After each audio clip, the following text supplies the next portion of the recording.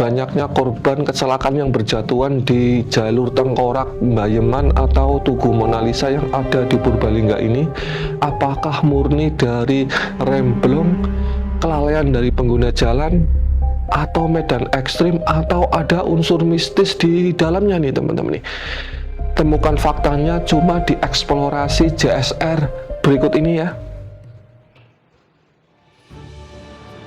Di jalur turunan ini saya mengalami pengalaman mistis nih teman-teman nih.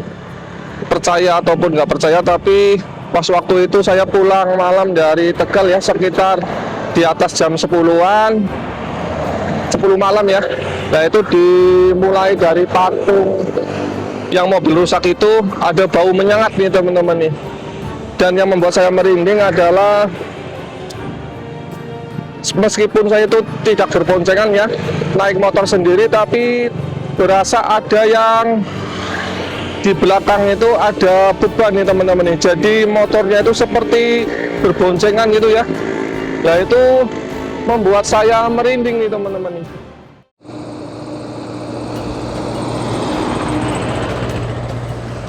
Ya teman-teman, ini saya berada di jalur dari Pemalang ke Purbalingga ya. Nah ini saya berada di perbatasan antara Belik dan Karangreja nih teman-teman.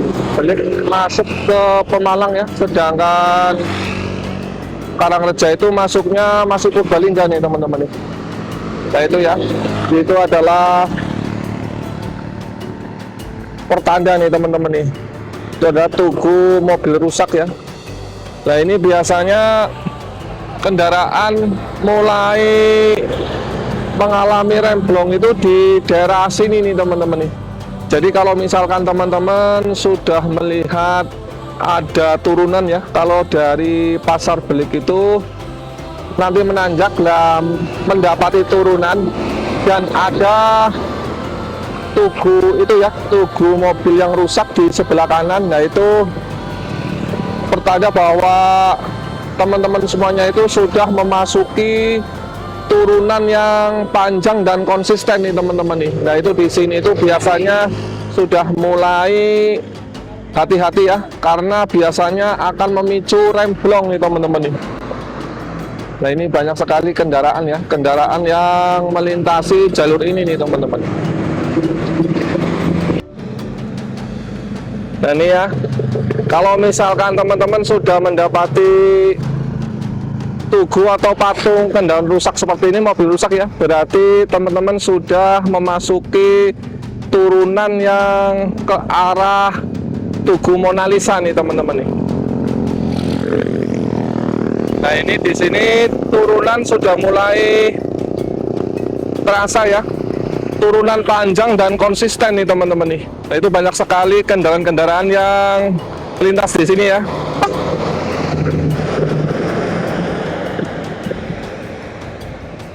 Dan itu memang harus ekstra hati-hati kalau misalkan melewati jalur ini nih teman-teman nih.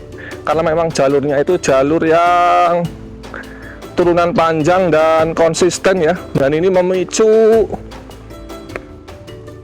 kampas rem itu menjadi panas nih teman-teman nih, karena jalannya itu halus, jarang berlubang ya, malah nggak ada lubangnya, jadi asik ya, asik dengan kita itu kadang itu cuma main rem dan dengan kecepatan yang lumayan tinggi yang akhirnya bisa memicu kampas rem itu menjadi panas nih teman-teman nih.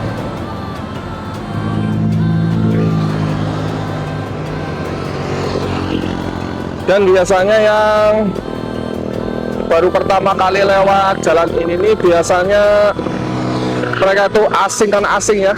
Mereka itu tidak menggunakan gigi rendah nih teman-teman nih. Jadi kadang itu menggunakan gigi 3 ya. Nah ini bisa memicu kampas rem menjadi panas dan akhirnya biasanya itu di turunan yang di Monalisa itu kampas remnya udah mulai mencapai batas maksimal nih teman-teman nih, sehingga memicu remblong.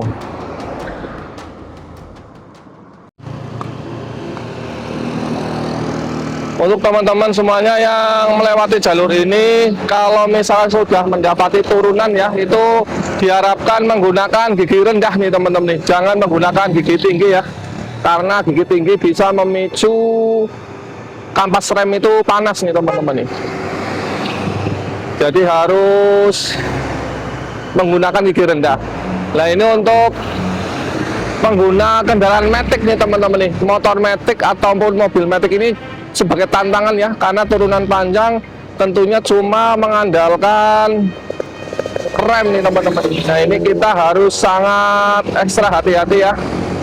Dan misalkan nanti itu sudah mendapati pasar Karangreja, kalau misalkan pengguna kendaraan matic ya, diharapkan untuk istirahat atau memelankan kendaraan nih teman-teman nih. Jangan mengerem terus ya, karena apabila kita terus mengerem akan mengakibatkan kampas rem itu panas, dan akhirnya biasanya itu di sini ya, di jalur penyelamat itu biasanya titik akhir ya dari kampas rem untuk bisa bekerja maksimal nih teman-teman nih. Maka di sini dibuatlah jalur penyelamat sebagai upaya ya untuk meminimalisir korban jiwa nih teman-teman nih.